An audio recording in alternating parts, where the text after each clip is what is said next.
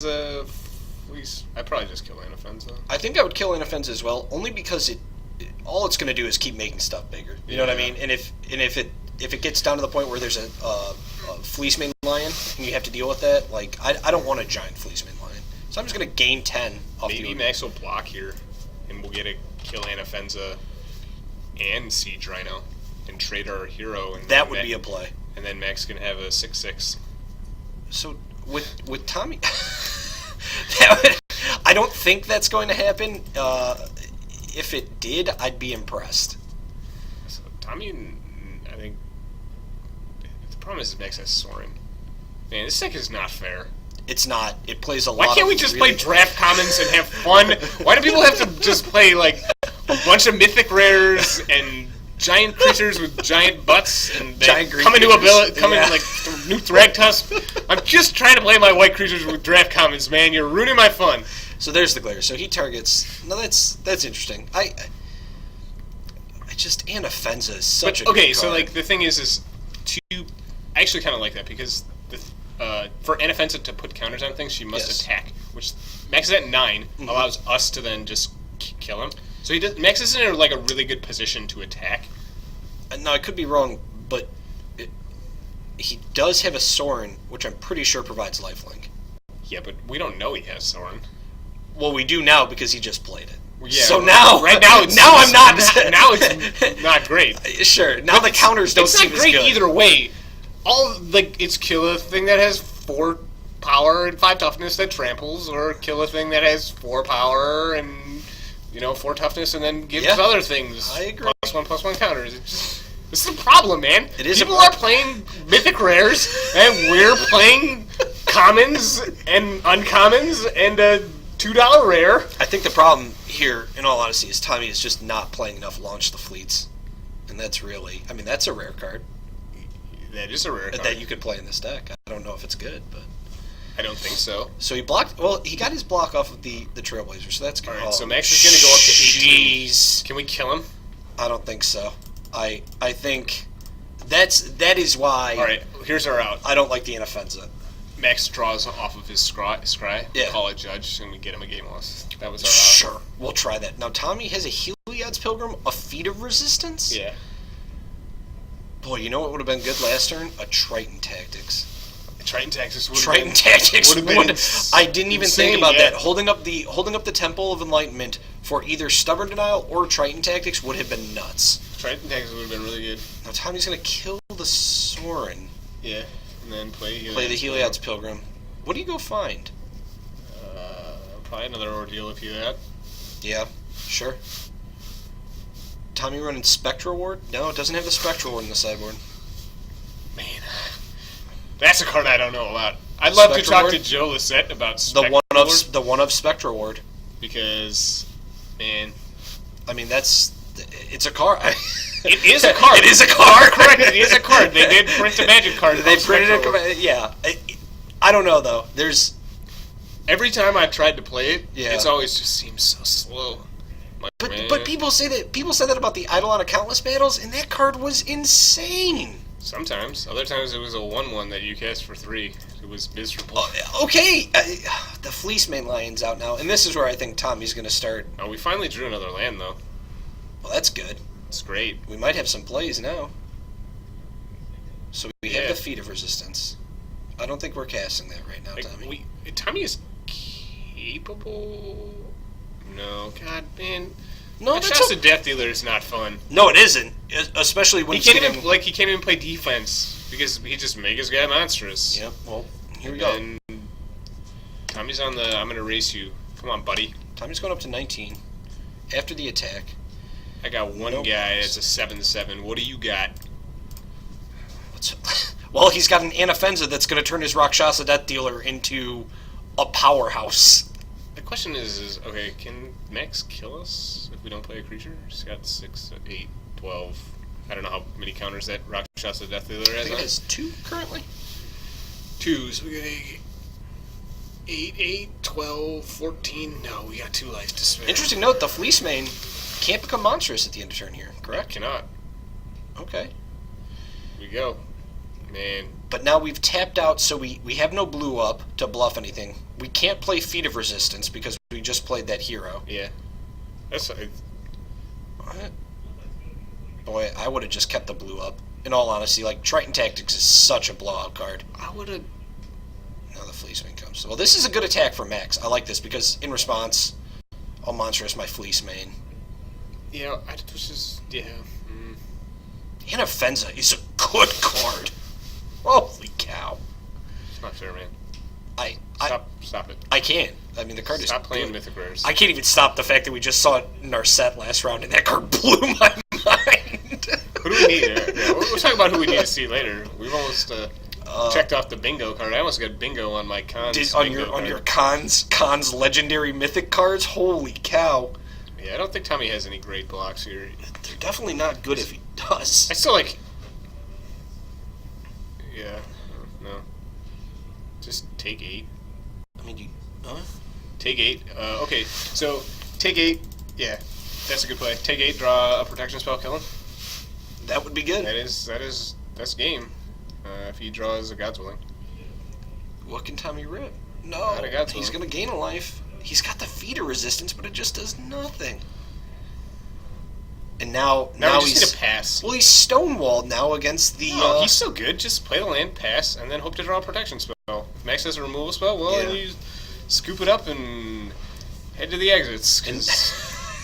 But, if we draw a protection spell, we name the color green, and then we name the color green on the other guy and attack for, a lot of damage. Tommy's going up to 12. The Fleece main line will become monstrous. Yeah, that's fine.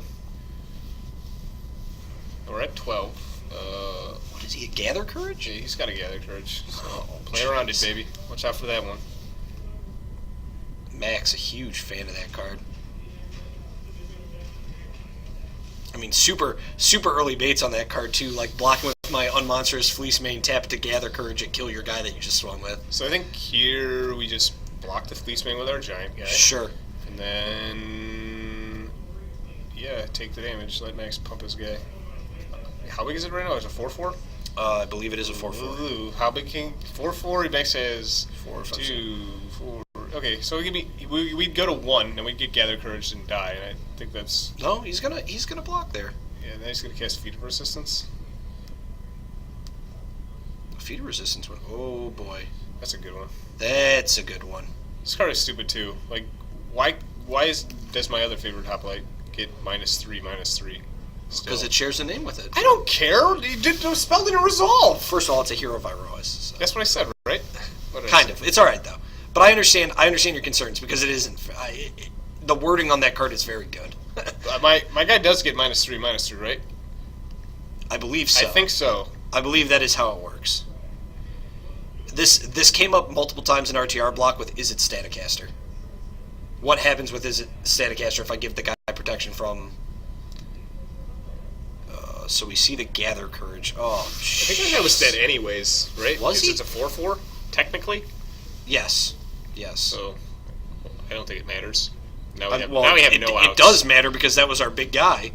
I don't think it matters in the grand scheme of things. Yeah, that Max in the played long a spell run. that didn't really do anything. Sure. An Ordeal of Thassa seems okay. Intend to end hostilities. Okay. No, I mean, those are cards let's try to think about it here. So, okay. We're at 11. We have a 4/4. If we go Defiant Strike, Defiant Strike, Defiant Strike, Defiant Strike, that's 8 damage. Yeah, there we go. Defiant Strike, Defiant Strike, Defiant Strike, Defiant Strike. Yep. We have one in our graveyard, so that's not even out. And then we could give protection with God's Willing. Well, there's a hero stuff. What if you went Battle Mastery, Defiant Strike, Defiant Strike? Now you're dead. Protection. Yeah. Oh yeah. Battle Mastery, baby. Unfortunately, we'd have to take that one out of our pocket, not out of our deck. Well, that was a one-of for a long time when the deck... Well, online, on MTGO, that was a one-of that was played, was Battle Mastery. So we see Max Kahn... granted, that was a long game. Yeah. I don't want to say decisively, but he definitely... Hey, man, he played Mythic Rares, Tommy played Draft. Yeah, that's kind of what it comes down to.